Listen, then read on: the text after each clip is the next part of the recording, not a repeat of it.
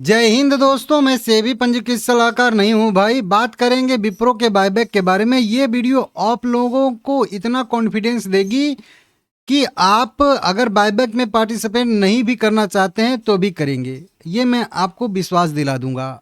ये वीडियो जब तक समाप्त होगी तब तक आप जो है मतलब ये मान चुके होंगे कि आपको इस बायबैक से जब भी होगा तभी 1 रुपये का बेनिफिट ही होगा, नुकसान नहीं होगा।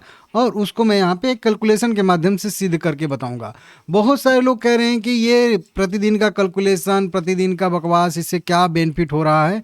इससे आप लोगों के अंदर विश्वास जग रहा है। आपको ये पता चल जाएगा आज की वीडियो देखने के बाद कि बायबैक में हमारे कितने शेयर लगभग लगभग जा सकते हैं। अब जब लोगों को विश्वास हो जाए कि नहीं हमारे 10 शेयर में से कितने शेयर बायबैक में जा सकते हैं, तो उसके बाद का हम लोगों का कैलकुलेशन कैसे रहेगा प्रॉफिट एंड लॉस का। तो फिर जब उनको लग जाएगा कि हाँ हम तो सेफ हैं बायबैक में जाने के लिए, बायबैक में पार्टिसिपेट करने से कोई दिक्कत कोई परेशानी नहीं है, तो फिर वो व्यक्ति जो है वो उस बायबैक में पार्टिसिपेट करेगा, तो कुछ ना कुछ उसको जो है बेनिफिट होगा ही होगा। ठीक है ना। अब बहुत सारी देखिए, मैं डाटा जो आप लोगों को दिखाया था उस बार यहाँ पे 2 लाख के ऊपर वाले 25 लाख शेयर होल्डर थे। 41 लाख इक्विटी शेयर उनके पास, 41 करोड़ इक्विटी शेयर थे। टोटल 4% होल्डिंग थी। यहाँ पे फेस वैल्यू 2 रुपये के हिसाब से 2 लाख रुपए के कम जो शेयर कैपिटल वाले शेयर लोग थे वो इतने हैं।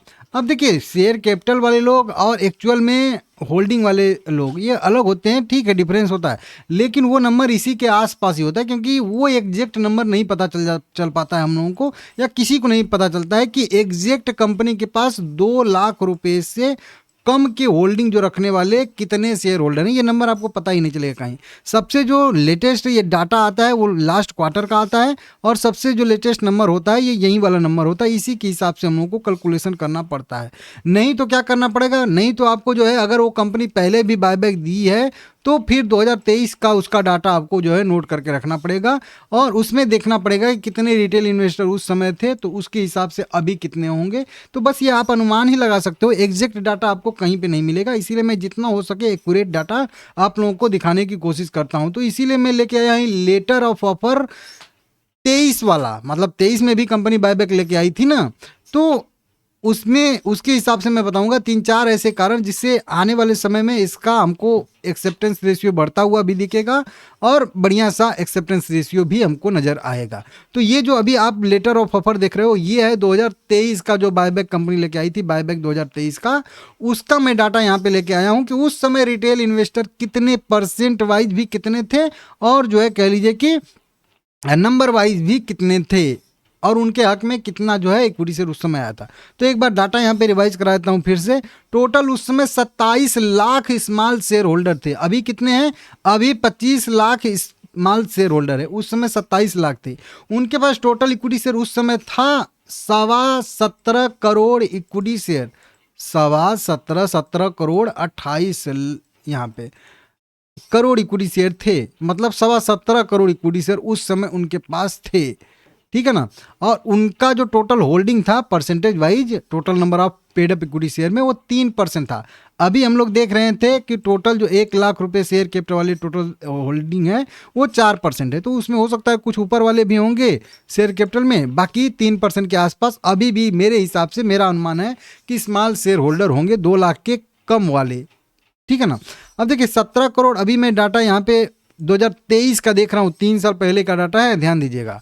उसके बाद अभी का मैं डाटा जब फिल किया था यहाँ पे, जो पिछला मार्च 2026 वाला, तो 41 करोड़ इक्विटी शेयर हमको दिखा। अब 17 करोड़ 2023 में था, 41 करोड़ यहाँ पे। तो वो बोलोगे बहुत ज़्यादा का अंतर है, बहुत ज़्यादा का अंतर नहीं है, थोड़ा का अंतर है। अब बोलो कैसे, तो देखिए बोनस भी कंपनी ने दिया था 1:1 का। तो 2023 के बाद जब 2024 में कंपनी ने बोनस दिया था तो सारे के सारे इक्विटी शेयर डबल भी हो गए होंगे। तो जिन भी 17 करोड़ इक्विटी शेयर जिन भी लोगों के पास होगा, उन 17 करोड़ इक्विटी शेयर पे भी एक एक शेयर मिला होगा, तो 17 करोड़ और मिला होगा। तो पहले का 17 करोड़ 2023 का और 2026 का 34 करोड़, ये दोनों नंबर बराबर है।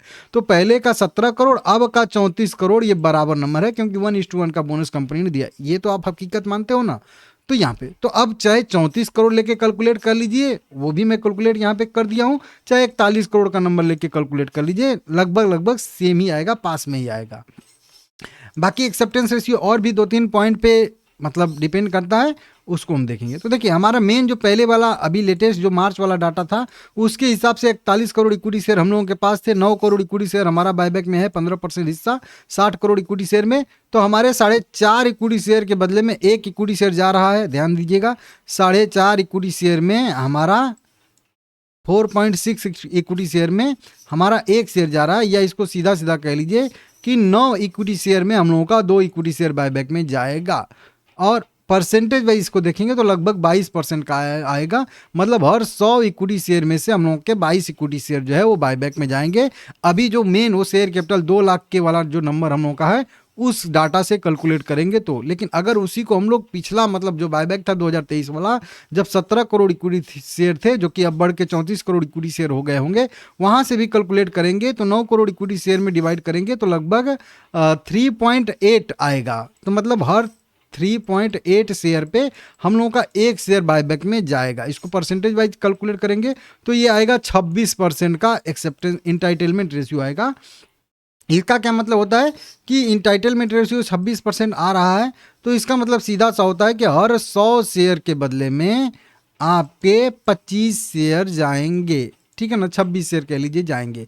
या इसको और भी ऐसे करेंगे हम लोग तो हर 20 शेयर के बदले में आपके 5 शेयर जाएंगे। इससे भी छोटा करेंगे तो वहीं 10 शेयर के बदले में 2.5 शेयर आएगा, तो वो अच्छा नहीं रहेगा।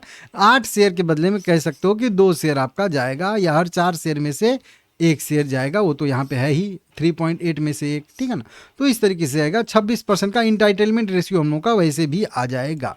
तो हर मान के चलिए कि हर 3 शेयर में से हम लोगों का 1 शेयर, या हर 4 शेयर में से 1 शेयर हमारा तो इंटाइटलमेंट है, वो पुराने डाटा के हिसाब से। लेकिन एक्सेप्टेंस रेशियो और बढ़ता है, इंटाइटलमेंट रेशियो और बढ़ता है। वो कैसे बढ़ता है? 4-5 डाटा हैं, 4-5 चीज़ें हैं, उसके हिसाब से बढ़ता है। जैसे कि सबसे पहले कि प्रीवियस हम लोगों के पास डाटा है। प्रीवियस डाटा में पिछले 5 बार के बायबैक में केवल 1 बार मतलब 33% का एक्सेप्टेंस रेशियो आया था, नहीं तो हमेशा 50% से ऊपर ही एक्सेप्टेंस रेशियो आया है। ये डाटा हम लोगों को कहता है कि 50% के आसपास का एक्सेप्टेंस रेशियो तो आना ही आना चाहिए, क्योंकि इस बार भी शेयर होल्डर 3% के आसपास ही हैं रिटेल कैटेगरी में। ठीक है ना, इस तरीके से। तो यहाँ से एक चीज़ हम लोगों को मिल गया डाटा।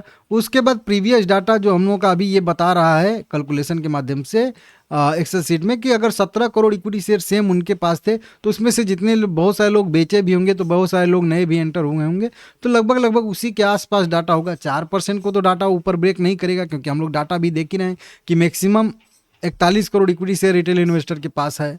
ठीक है ना, तो अगर उस डाटा के हिसाब से देखेंगे तो भी 26% का आएगा। और बहुत सारे लोग अप्लाई करते भी नहीं हैं, और बहुत सारे लोग जो है अप्लाई करने में भी छूट जाते हैं, और बहुत सारे लोगों का एप्लीकेशन भी रिजेक्ट हो जाता है। तो ये भी एक कारण है जिसके वजह से एक्सेप्टेंस रेशियो आने वाले समय में हम लोगों का बढ़ सकता है, ऐसी संभावना रहती है। ठीक है ना, उसके बाद की बात करेंगे तो ये जो डाटा हम 41% का दिखा रहे हैं, 41 करोड़ का, इसमें 2 लाख से ऊपर वाले भी लोग होंगे, और होते भी हैं, क्योंकि ये तो शेयर कैपिटल के हिसाब से कैलकुलेट किया गया है। तो इसके वजह से भी हम लोगों का एक्सेप्टेंस रेशियो बढ़ेगा। एक और होता है कि double account, triple account, multiple account वाले शेयर होल्डर भी इसमें शामिल हो जाते हैं, तो उनका भी टोटल कैलकुलेट करने पे 2 लाख से ऊपर वैल्यू चली जाती है। इसको मैं डिटेल में आगे कभी वीडियो में समझाऊंगा। ये टॉपिक आप लोग मुझे ध्यान दिलाइएगा कि मल्टीपल अकाउंट वाला क्या सीन है। ठीक है ना, मैं समझाऊंगा आप लोगों को। ठीक है ना, तो उसके वजह से भी हमारा एक्सेप्टेंस रेशियो बढ़ सकता है, बढ़ेगा ही बढ़ेगा। ठीक है ना, ये नॉर्मल देखा जाता है। तो इसके वजह से यहाँ पे आएगा, इसको आप लोग नोट करके रख लीजिएगा। ठीक है ना, बीच में अगर मतलब प्राइस अगर डिप करता है तो ज़्यादा से ज़्यादा और लोग एंट्री करेंगे, तो थोड़ा सा एक्सेप्टेंस जो बढ़ता है। लेकिन अगर प्राइस बढ़िया मोमेंटम करता है तो कुछ लोग जो है बेच के भी निकल जाते हैं, तो उससे भी थोड़ा सा एक्सेप्टेंस रेशियो हम लोगों का बढ़ने की संभावना रहती है। इस तरीके से यहाँ पे सारा का सारा चीज़ है।